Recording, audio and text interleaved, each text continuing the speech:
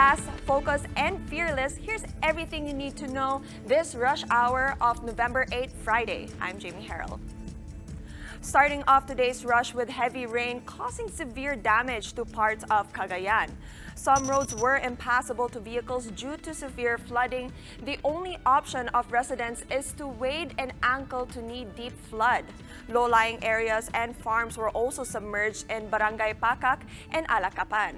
The downpour also caused several landslides in the area, which blocked roads. The authorities have started removing the debris from the landslide and are now assessing the extent of the damage brought by the rain. The heavy rain in Cagayan has caused at least 3 deaths, and this includes a 10-year-old boy who drowned, a 36-year-old man who got buried in a landslide, and a 14-year-old who got electrocuted. One person also went missing in the town of Bagao. The flooding also affected over 1,700 families or more than 5,000 people in the province. And because of the downpour, classes in all levels have already been suspended in some areas in Cagayan. This includes Alacapan, Lalol, and Santa Teresita. Meanwhile, over in the Visayas, several LGUs have also suspended classes in all levels, including government offices. However, this is for the commemoration of the landfall of Typhoon Yolanda in 2013. This includes the provinces of Biliran and Samar. Same goes for the towns of Borongan and Giwan in eastern Samar, and Maasin, Macrohon, and Tomas Opos in southern Leyte. Some towns and cities in Leyte have also suspended classes today. These are Albrera, Alang-Alang, Baybay, Cariga, Javier, MacArthur, Mahaplang, Palo, Tacloban, Tunga, San Miguel, and Santa Fe. Meanwhile, there's been an accident in Cebu amid the bad weather. A vessel carrying 63 passengers and crew members bound for Sibonga, Cebu from Loon, Bohol capsized mid-sea on Thursday after being battered by huge waves. Authorities say everyone on board the MV Siargao Princess are safe after being rescued by Coast Guard personnel at sea. The Coast Guard Region 7 will be investigating the incident further and check whether the vessel went beyond the maximum carrying capacity. Severe tropical storm Kiel has maintained its strength, but it's now inching away from Coron, Palawan. To tell us more on this, we have with us Raymond Ordinario live from Pag-asa Weather Forecasting Center. Raymond, what's the latest update on the severe tropical storm Kiel? Yes, Jenny, good morning, and this is our update regarding the severe tropical storm Kiel and our update for the weather for the next 24 hours. And as of 3 a.m., it was estimated around 380 kilometers west-northwest of Coron, Palawan, having a maximum sustained winds of 110 kilometers per hour near the center and gustiness that may reach up to 135 kilometers per hour. And now it is slowly moving on a west-southwest direction. With this development, we are expecting this tropical disturbance will leave the Philippine area of responsibility by tomorrow. And still, the tail end of a cold front affecting the northern Luzon, and because of this, the Cordillera, Ilocos region, and the Cagayan Valley, including the western Visayas, Palawan, and Mindoro provinces, we're going to have a cloudy skies with scattered rain showers and thunderstorms. Meanwhile, here in Metro Manila and the rest of the country, we're going to expect a generally fair weather except from some isolated rain showers due to localized thunderstorms. And over the weekend, we're still expecting an improved weather condition on most of the area here in Luzon, since the effect of the tail end of cold front will weaken at the same time that this severe tropical storm Kiel will move out of our country.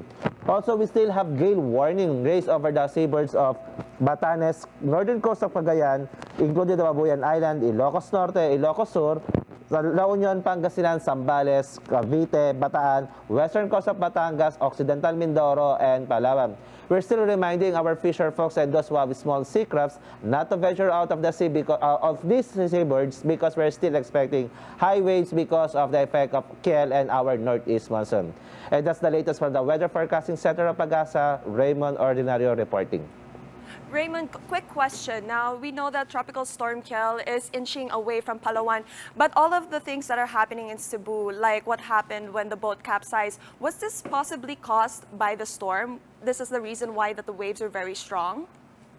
So from our analysis, because it happened away from the storm, so we cannot directly associate it with the impact of the storm. But if there is a thunderstorm affecting the strait where this passenger vessel is making its route, so it's a possibility that it's a severe severe thunderstorm that might affect this event. So it's not directly affected by this tropical storm.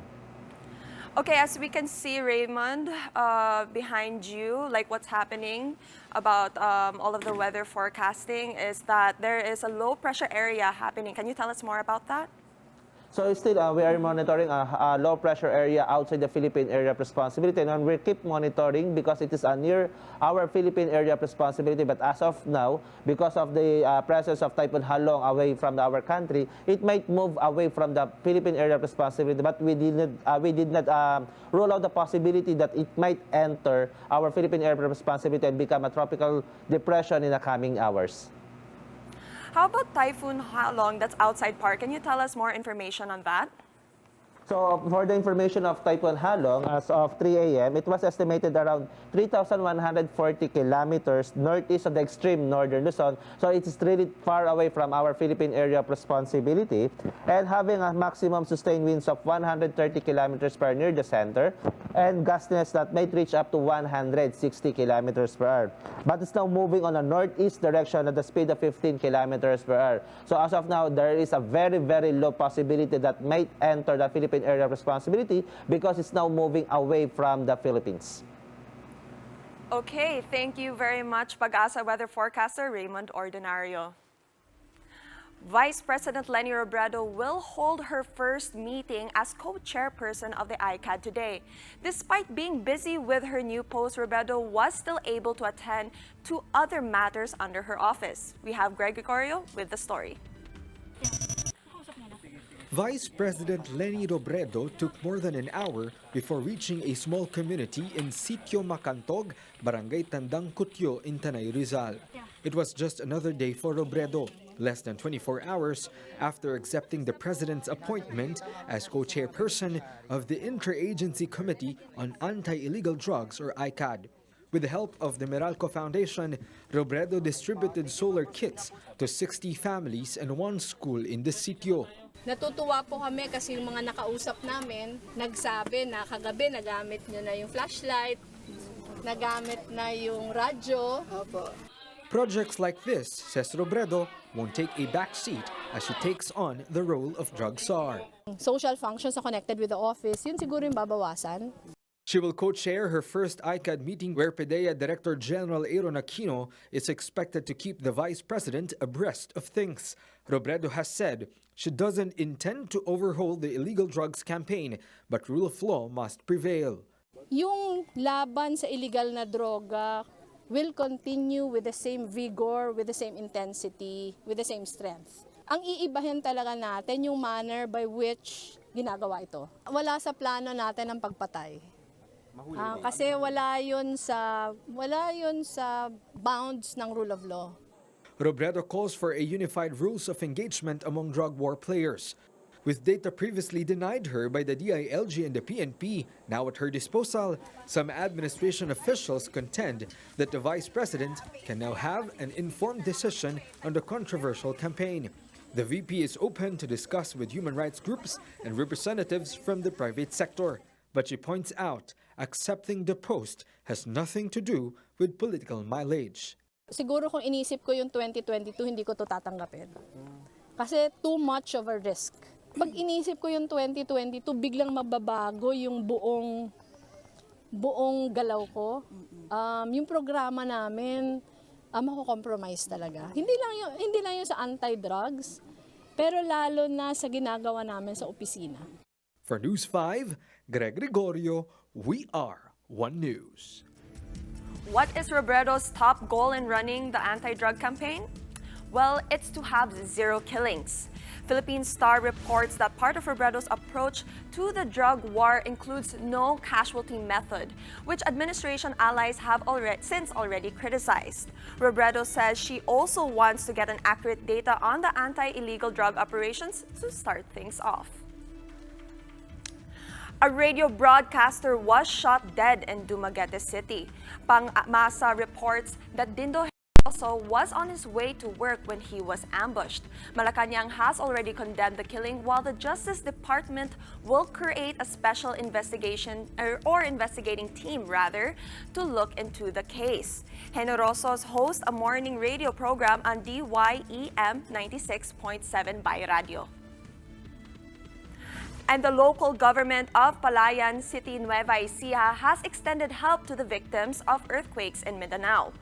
Filipino Star ngayon reports that Cagayan City donated some 30 tons of rice to quake victims. City officials say it was also a way to help rice farmers in their area sell some of their produce at a higher price than rice traders' usual offer of 10 pesos per kilo.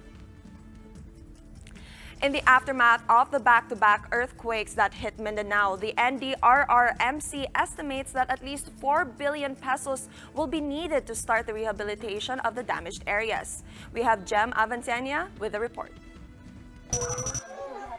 Marily Abo-Abo decided to bury her 6-month-old baby Wences beside their home in Makilala, North Cotabato. The baby died of dehydration days after her family evacuated because of the series of earthquakes in Mindanao. They tried to bring the baby to the hospital but she was declared dead on arrival. Ginaisip na ako nga mas safe siya dito, ma'am. Mas safe siya kaysa sa ako. Napa dyan lugar nga mas safe siya. Kaya di maguna ko ma-assure, ma'am, nga. Sa ako, mas safe dyan siya kaysa mga panghitabugod karon. Siyempre, mulakaw ko, galakaw ko. Wala ko perminti sa yung gilid ba. Naginahinay lang ako dawat. It's been a week since the third strongest earthquake rocked North Cotabato. With risks of landslides still high, forced evacuation is still in place in 3 barangays in Makilala. Meron ng bitak-bitak na nakikita ng MJB na kunting aftershock or kaya kunting ulan lang, talagang magla-landslide. So to protect our people, kailangan silang i-force evacuation. Classes remain suspended as schools double as evacuation centers. The National Disaster Risk Reduction Management Council needs at least 4 billion pesos to fund the rehabilitation and reconstruction projects.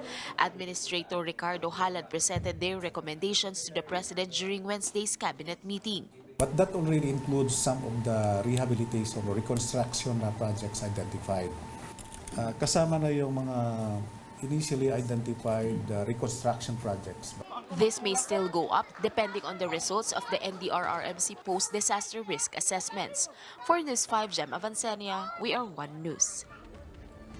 ePLDT recently unveiled their disaster recovery facility that will help small or medium enterprises continue their businesses after being affected by disasters. It is also said to be the biggest one in the country. Jenny Dongon has the story. In times of natural calamities, companies usually experience power outages, equipment failure, software corruption, and even human error. The International Data Corporation, or IDC, estimates that as many as half of organizations will not survive a disaster event. And as natural disasters hit the Philippines frequently, ePLDT recently unveiled the country's biggest disaster facility located in Clark, Pampanga. The state-of-the-art facility has a total area of 6,909 square meters and is 192 meters above sea level. It also houses almost 2,400 seats.